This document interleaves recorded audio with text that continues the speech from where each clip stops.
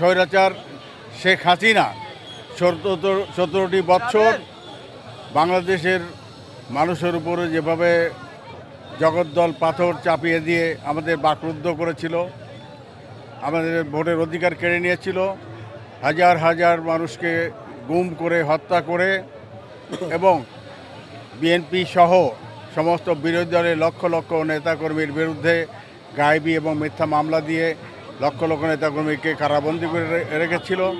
এক কথায় বাংলাদেশ হয়ে গেছিল একটা বৃহত্তর কারাগার। দীর্ঘদিন যাবৎ আমরা স্বৈরাচারের বিরুদ্ধে আন্দোলন করেছি। পরবর্তীকালে এই আন্দোলনের সমাপ্তি পর্যায়ে আসে 2024 সালের জুলাই মাস থেকে যে আন্দোলনের সূচনা হয় কোটা বিরোধী আন্দোলন, পরবর্তীকালে বৈষম্য বিরোধী এক দফা। সেই আন্দোলনে ছাত্র সমাজের সাথে সাথে সর্বশ্রেণী পেশার মানুষ, লক্ষ লক্ষ মানুষ সেই আন্দোলনে অংশগ্রহণ করে। পরবর্তীকালে 3 আগস্ট সেনাবাহিনীতে বৈঠকের পর সেনাবাহিনী প্রধান বাধ্য হয়ে সাধারণ সেনা জনতার সাথে একাত্মতা ঘোষণা করে স্বৈরাচারের বিরুদ্ধে অবস্থান নেয়।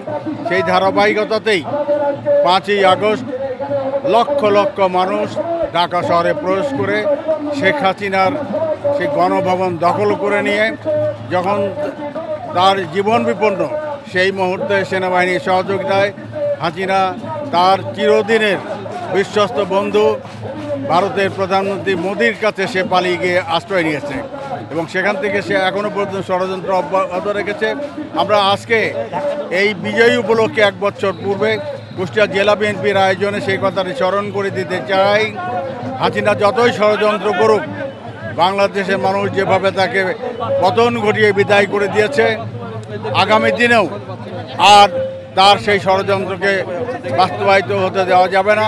যে কোনো মূল্যে আমরা সেই ষড়যন্ত্র নস্যাৎ করে বাংলাদেশের স্বাধীনতা সার্বভৌমত্ব সমুন্নত রেখে আমাদের প্রিয় নেতা জনাব তারেক রহমানের নেতৃত্বে, উনি দীর্ঘদিন যাবৎ যে গণতন্ত্রের কথা বলছে, স্বাধীনভাবে ভোটাধিকারের কথা বলছেন, বিশ্বাস করি এবং দাবি করবো এই সরকারের কাছে অবিলম্বে তারেক রহমানের সাথে লন্ডন বৈঠকের সমঝোতা, সেই সমঝোতা অনুযায়ী অবিলম্বে বাংলাদেশে তত্ত্বাবধায়ক সরকারের অধীনে নিরপেক্ষ ভোটের ব্যবস্থা করে জনগণ যাতে স্বাধীনভাবে ভোট দিয়ে তাদের পছন্দের সরকার গঠন করে দেশের গণতন্ত্রকে সুপ্রতিষ্ঠিত করতে পারে, জনগণের সেই কাঙ্ক্ষিত লক্ষ্য যাতে অর্জন করতে পারে, সেই অঙ্গীকার ব্যক্ত করেই আজকে এই আনন্দঘন মুহূর্তে আমি কুষ্টিয়া জেলা বিএনপির পক্ষ থেকে আশ্বাস দিচ্ছি, আমাদের নেতা যে কর্মসূচি আহ্বান করবেন আমরা ঐক্যবদ্ধভাবে সেগুলো সফল করবো ইনশাল্লাহ। আজকের দিনে আমাদের প্রত্যাশা জুলাই আগস্ট গণবিপ্লবের প্রথমেই আমি জুলাই আগস্ট গণবিপ্লবে যারা আত্মহত্যা দিয়েছেন তাদের আত্মার প্রাথমিক কামনা করছি এবং যারা আহত হয়েছে তারা অতি সত্বর চিকিৎসা নিয়ে যাতে তাদের নিজ নিজ পরিবারের কাছে ফিরে যেতে পারে এই প্রত্যাশা করি। সাথে সাথে লন্ডন বৈঠক যে করেছে প্রধান উপদেষ্টা আমাদের নেতা তারেক রহমানের সাথে, সেই বৈঠকের বাস্তবায়ন অতি সত্বর আমরা চাই। উনি ফেব্রুয়ারি মাসের নির্বাচনের কথা বলছেন, আমরা দিনক্ষণ ঠিক করে উনি বলার জন্য অনুরোধ করছি। এটাই প্রত্যাশা, আগামী দিনে তারেক রহমান তাড়াতাড়ি বাংলাদেশে এসে আমাদের নেতৃত্ব দেবেন এবং সারা বাংলাদেশে বিএনপি তারেক রহমানের নেতৃত্বে আগামী নির্বাচন করবে। সেই নির্বাচনে জনগণ যাকে ভোট দেবে তারাই ক্ষমতায় অধিষ্ঠিত হবে এবং সংস্কার একটি চলমান প্রক্রিয়া এবং সংসদে সেই প্রক্রিয়া চালু থাকবে।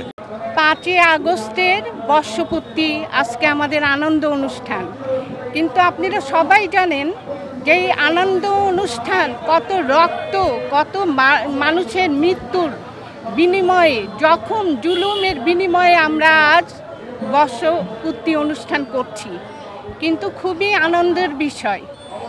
আর আপনারা জানেন গতকাল আমাদের প্রধান উপদেষ্টা উনি বলেছেন যে ফেব্রুয়ারিতেই নির্বাচন হবে।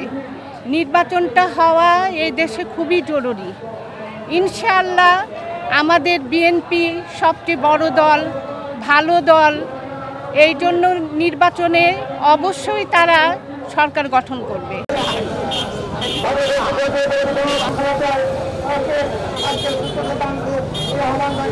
বাংলাদেশের জাতীয় ছাত্রদের কুষ্টিয়া জনসভার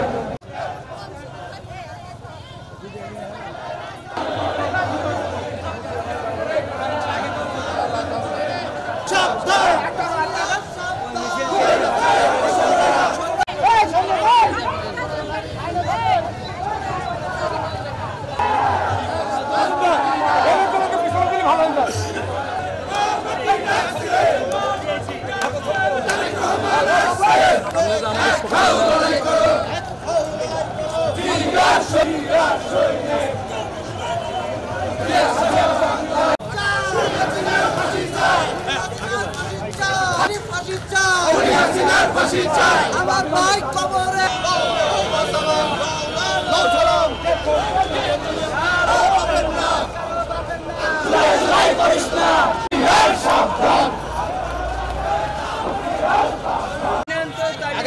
পিছায়